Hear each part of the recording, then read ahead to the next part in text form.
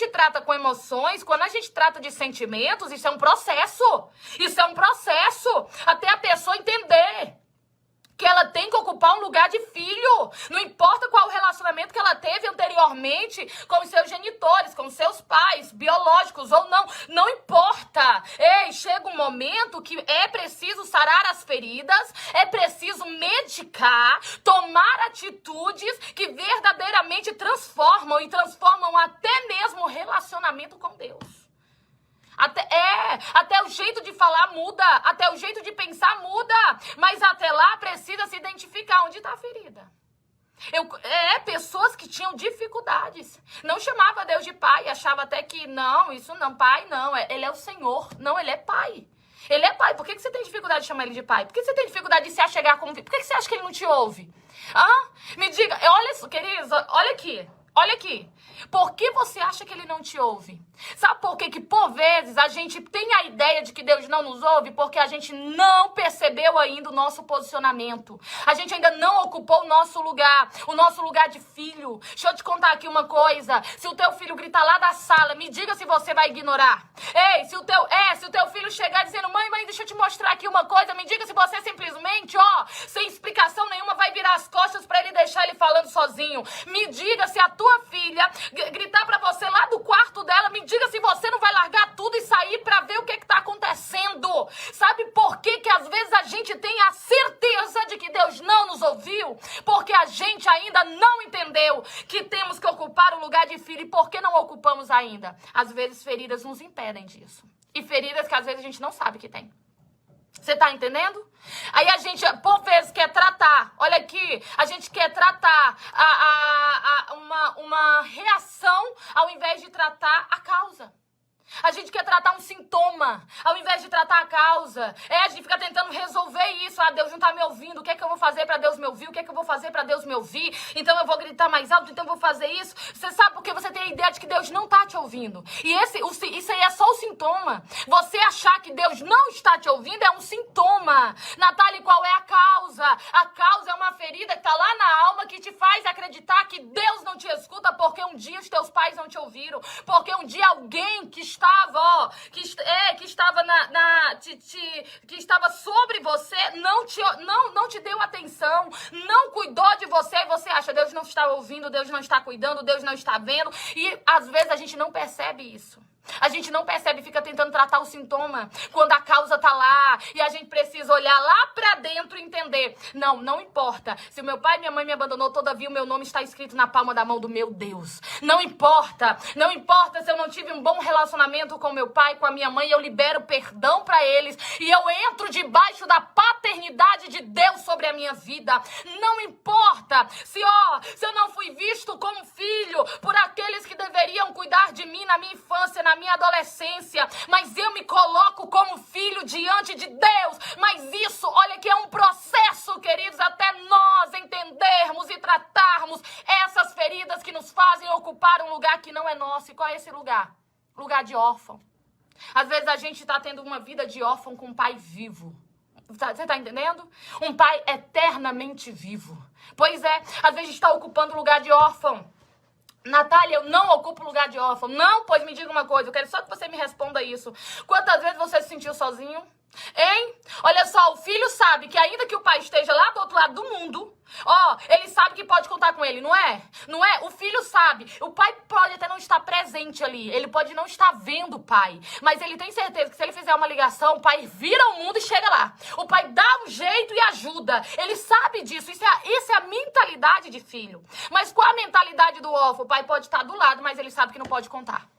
O pai pode estar, na frente, mas ele sabe que não pode contar. Por quê? Porque não é a questão de ter ou não pai.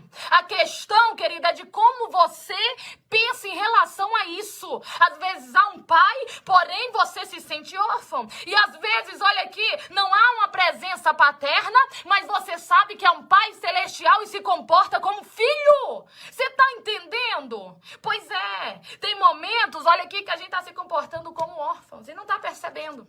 Natália, quando que eu faço isso? Quando você pensa que Deus não está te vendo, quando você pensa que Deus não está contigo, quando você pensa que Deus não te ouve, olha aqui, quando você pensa que Deus não te ouve, quando você pensa que não pode contar com Deus. Quantas coisas tu nem levou para a presença do Senhor? Me diz aí, quantas coisas você nem levou para a presença de Deus? Porque você disse, Deus não vai ouvir, Deus não vai me atender nisso.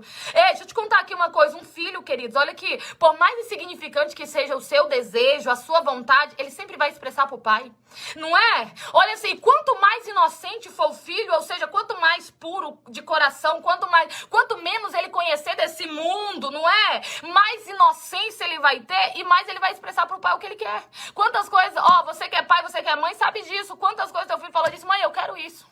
E você diz, oh meu Deus, muito inocente, meu filho, não é isso. Você diz, mãe, eu quero um avião pra mim. Mãe, eu quero um caminhão bem grandão pra mim. Não é? Ou seja, ele expressa pro pai. Por quê? Ele expressa pra mãe. Por quê? Porque ele confia e ele tem a certeza. Minha mãe resolve isso daí. Meu pai resolve. Então eu posso expressar pra ele. É a mentalidade de filho que às vezes a gente não tem. Queridos, é a mentalidade de filho que às vezes a gente não tem. Você tá entendendo? Mas por que a gente não consegue, Natália, mesmo estando na presença de Deus, mesmo conhecendo a palavra, mesmo sendo pessoas de fé, a gente não consegue ocupar plenamente esse lugar. A gente oscila. Ora a gente tá bem, ora a gente não está tão bem quanto deveria. Ora a gente confia, ora a gente não confia tanto quanto deveria. Ora a gente tem a certeza que Deus é conosco e horas a gente tem as nossas dúvidas.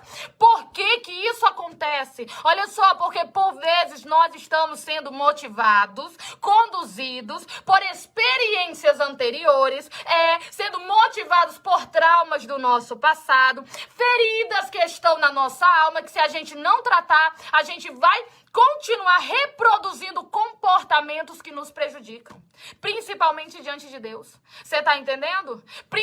Hoje eu não quero nem falar no nosso relacionamento com as pessoas, queridos, porque se a gente for entrar em relacionamentos interpessoais, você tá entendendo?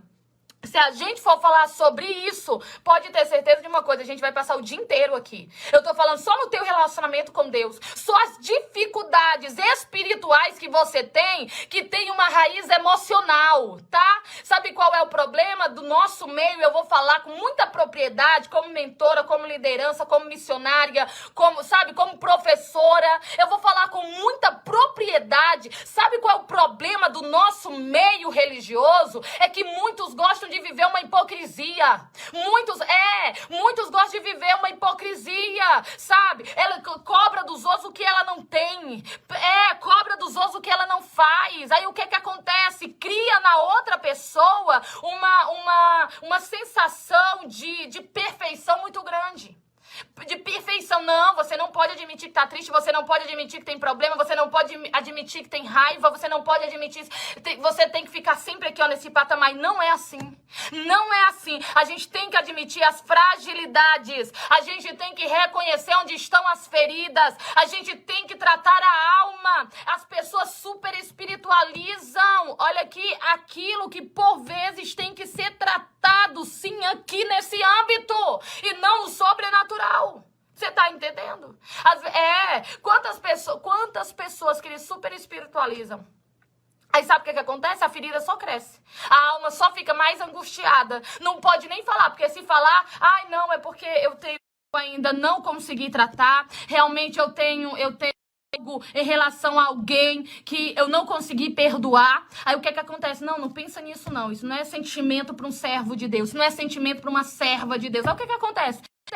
A angústia só cresce na tua alma. Você tá entendendo o que Deus está falando aqui para você? É preciso reconhecer, sim. A Bíblia diz, ireis, mas não pequeis. E sabe quem foi que disse isso? Jesus.